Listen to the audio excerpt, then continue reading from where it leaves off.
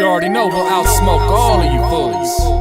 COLLAROSSI the boss, Tony Balboa. We smoking worldwide, from the West Coast all the way to Italy, with some big stops in Barcelona and of course Amsterdam. Yeah, I'll be getting high like Tony Balboa. Hit after hit like Rocky Balboa. I'm the champion, getting high like Tony Balboa. Hit after hit like Rocky Balboa. I'm the champion. Taking hit after hit like Rocky. COLLAROSSI, Tony Balboa smoking on the broccoli. Fire joints up bigger than your forearm. Volcano bags hitting to the smoke alarm. Call the fire team, we gon' burn everything. Put the fire to the green, man, it's heavenly. Okay guys, now we have this special moment. We have a special interviews with these two big legends, two big men in the cannabis industry. You know already who I'm talking about. We have here Arjan and Joa. So I want to ask you some questions. First of all, I want to thank you for this invite, for this situation, because it's the first time I remember not other situation with you together having an interview. No, I think this is one of the first time ever that we sit together. We do a lot of interviews, but I can imagine. Not often we split up the time, you know. Yeah. So I'm very honored for these guys, and I want to ask you some question about.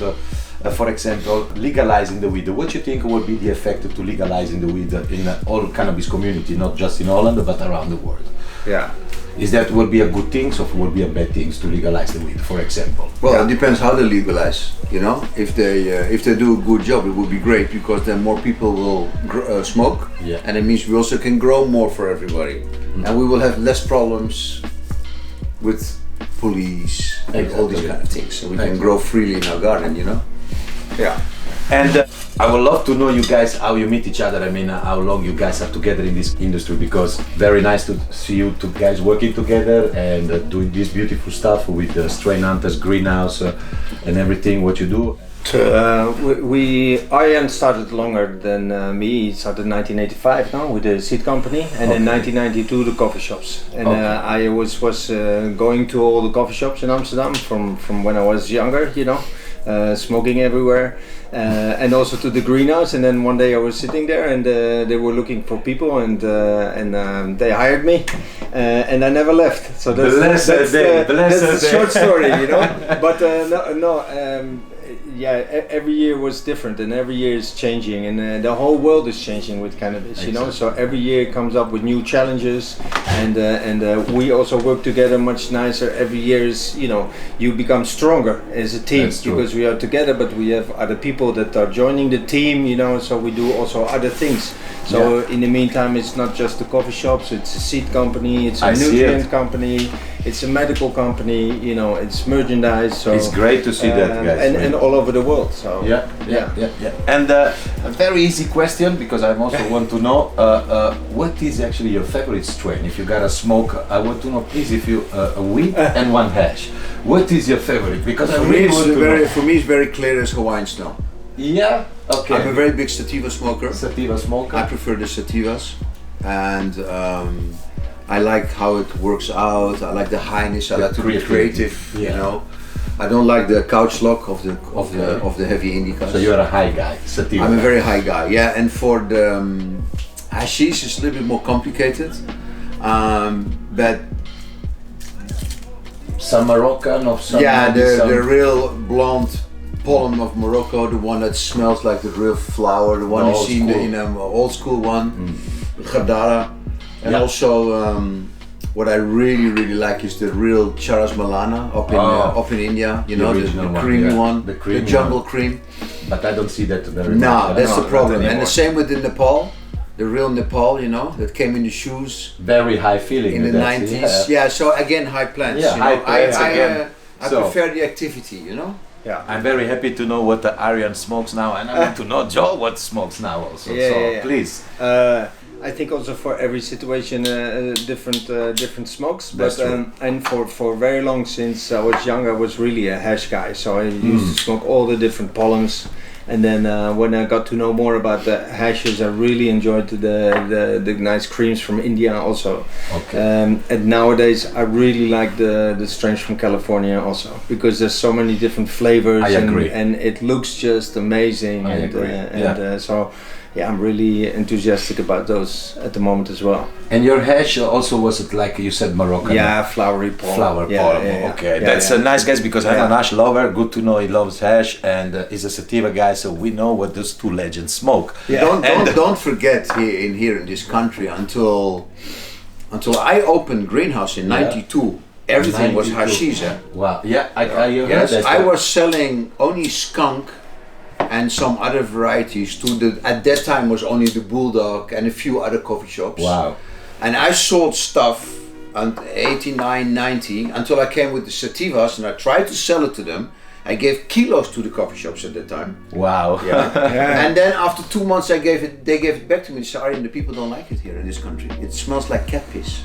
Wow. That's how they called it at that time. History, guys. This is history. Yeah. What is that? And so I took it back, and then my wife said to me, okay, listen, if you really believe in it, start your own coffee shop.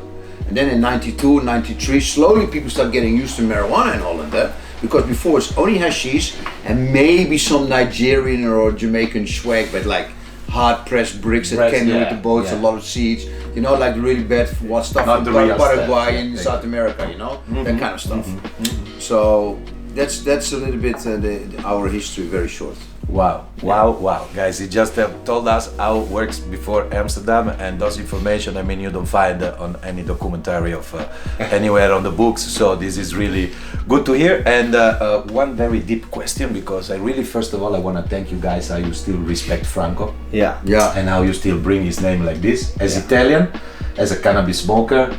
I always say for me was an example for Italians, for all the cannabis users. So really thank you for what you do still with Franco, and what you miss more of Franco actually with you guys. Well, you miss the friendship, that's the most important thing, you know, because we were brothers. That's nice to hear. We were traveling, look, you only see the movies, but we've been growing together for years in Africa. Yeah, I saw every document. And there is one documentary with me and him that we never brought out from South Africa, because I saw all that quality of the footage was not good, but we still could bring it out, but we have it. I believe. But yeah, you know, with him was a good adventure, you know. It was a good adventure, So I brought him to all these countries, you know, because he was Europe, you know, and he wanted to see that, you know.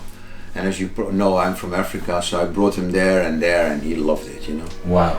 So we were always full of energy also, yeah. I remember one of the first nights, you want to hear a funny story, because it's good to talk Please. to talk in funny stories. So we were in Pondoland, and I'm actually the only white guy who was crowned king of Pondoland in 350 years. So I bring Franco there, and we were all friends, and we were with the shaman and all kinds of stuff. And keep chick spots. yeah, so listen, there is an area in Pondoland where Simon built a camp for tourists, for the local people to make money.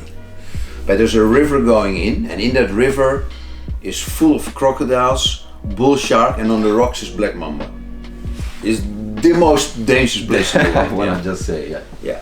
So me and Franco, and his uncle, by the way, was filming us. In the night, me and Franco, we always together, we sleep. But Franco had this really strange habit. So we sleep always between 12, 1 and like 4:30, 5.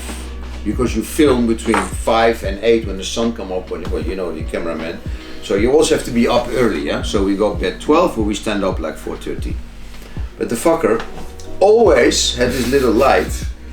And I said, Franco, we only have 4 hours, we need to sleep. No, I need to do something. Okay, what do you need to do? I need to make 2 joints. Yeah. That's like 1 in the morning, we already smoked 20, yeah? Yeah. And I said, what the fuck you want to smoke 2 joints for? Why do you want to have 2 joints? No, you don't understand. One is when I wake up at 2:30, I have to go pee. And the other one is for 4:30 when I wake up with my breakfast. Man, this is just information. And I said, okay, but listen. So I'm sitting in the bed, I say, okay, this guy is really crazy. I'm not going to talk to him about this. I'm just going to sleep. So he does this, but he went outside to grab something. I don't know what he did, and he came back and he left the zipper open of the tent, which is seriously dangerous in Africa. And I said, hey Franco, and I know he was scared for snakes and stuff. I said, why you leave the zipper open? You never in your life see a guy jump so quick out of the tent to close the tent. Yeah? Oh my God. But when he jumped up, he kicked the tent. So the tent collapsed. This was my first night with him. Yeah? For 2 joints we had a disaster. Guys, this is really beautiful information. I want to ask you last question after we know so many information about the Wall of Fame. Because I swear I love, today in the morning I was at the greenhouse, I saw you putting those pictures on the wall with the meter. Yes, yes, yes. I love it to see that, I respect very much. How you become with the idea, how important is for you the Wall of Fame? Because we love to see that, all the pictures with the fame. I tell you what happened with the Wall of Fame, because not many people know the story behind the wall. Please, please do it. So the first thing we created, 95, when High Times came and I was winning all these cups, the High Times said, okay, you are the king of, you are the king of cannabis, blah blah blah, this whole story. Yeah. But then we thought, okay, we were very high under pressure at that time. You have to imagine, 95, we're talking about 25 years ago, huh? Wow. Then the United Nations, Drugs Commission, Sweden, France and America said, Holland have to close the coffee shops, it's very illegal. You sign United Nations, oh yes, you have to close. So it was getting very dangerous for us, and our Dutch government also wanted to close us. So we were brainstorming with a group, and we said it was a really crazy plan. And we said, okay, there's a king of cannabis in Amsterdam, it's you, Arjan. We're gonna now invite people from Hollywood and from all over the world, stars, to come to Holland. And then we're gonna explain them what we're doing here, and we're gonna tell them to go back to America and do the same for us. So we make each other strong. They can support our case and legalize marijuana in America. Wow. And people like Woody Harrelson and Bill Maher and Rihanna and many famous people came and went back to America and said Holland is a very good system. We should also legalize, and this is what's starting to happen in 95, 96, 97 with Berkeley Patient Group, with Debbie Goldsberry. And then America legalized, or Canada were legalized, they went really far, which takes away the pressure from Holland, you know, because American politics are not complaining anymore about the Dutch coffee shop system. Yeah. Also not the Spanish, because they have their own club socios.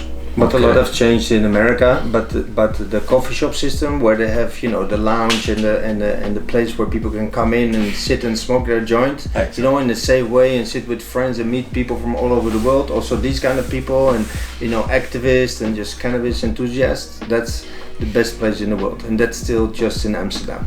Yes, that's, I agree completely. Guys, I really want to thank you so much for these interviews, Arjan. It was a really honor for me, a pleasure to interview both of you together. The king of cannabis and legends together here. We have again Arjan and Joa, that was Tony Balboa from the greenhouse. Big shout out to Strain Hunters. Thanks for the hospitality, thanks for all these great moments and for the great products, especially for the good work you make it all those years. Arjan, you gotta know, really big respect. I follow you from when I was young, and then I start to follow you, both of you guys, and it's a pleasure to be with you guys here. Never gonna forget this moment, so thank you very much. Everybody see you in Amsterdam. And thank you for having us. You probably all know Italy is probably one of our favorite countries in the world. Yeah, for sure. We love Italy, we love the food, we love your culture. Thank you. And, Grazie mille. Thanks for coming.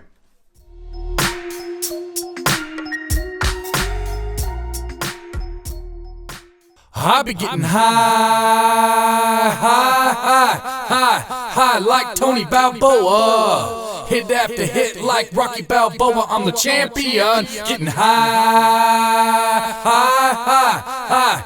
like Tony Balboa. Hit after hit like Rocky Balboa. I'm the champion.